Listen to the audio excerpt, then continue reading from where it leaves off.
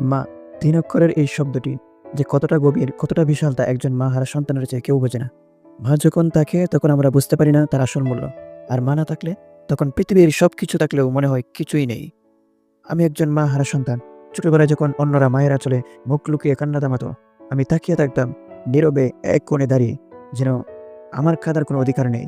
যখন মাদ্রাসায় মা নিয়ে রচনা লিখতে বলতো, আমি ভয়ের শব্দগুলো মুখস্থ করতাম ঠিকই, কিন্তু ভিতরে, ভিতরে হঠাৎ বুকটা কেমন যেন হাহাকার করে উঠত। কারণ আমি জানতাম আমি জানতাম আমার মা নেই। মা না থাকলে কি হয়?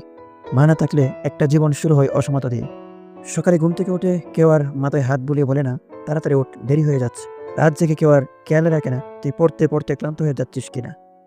জীবনের প্রতিটা মুহূর্তে এক অদৃশ্য শূন্যতা যেন গলায় ফাঁসির মতো জ্বলে থাকে। মা না থাকলে ঈদ আসে কিন্তু আনন্দ আসে না। নতুন জামা হয়তো জোটে, কিন্তু মায়ের সেই স্পর্শ, সেই হাসি মুখ, সেই চোখের প্রশান্তি কিছুই জোটে না। বিপদে পড়লে সবাই পরামর্শ দেয়।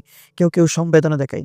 কিন্তু মায়ের মতো কেউ বুক পেতে দাঁড়ায় না। সবচেয়ে বেশি যেটা কষ্ট দেয়, একদিন দেখা যায় বন্ধুদের মা তাকে ফোন করে বলে, "বাড়ি আসিস তাড়াতাড়ি।"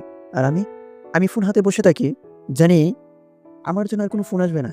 জানি আমার জন্য আর কোনো দরজা খোলা থাকবে না, যেটা খুলে বলবে, "এসো, মা অনেকদিন দেখা হয়নি।" এই বাস্তবতা নিয়ে বাঁচা খুব কঠিন। কিন্তু মানুষ বেঁচে থাকে বুকের ভেতরে চাপা কষ্ট নিয়ে, আশার এক টুকরো আলো নিয়ে। তবুও আমি স্বপ্ন দেখি, মা নেই বলে আমি থেমে যেতে চাই না।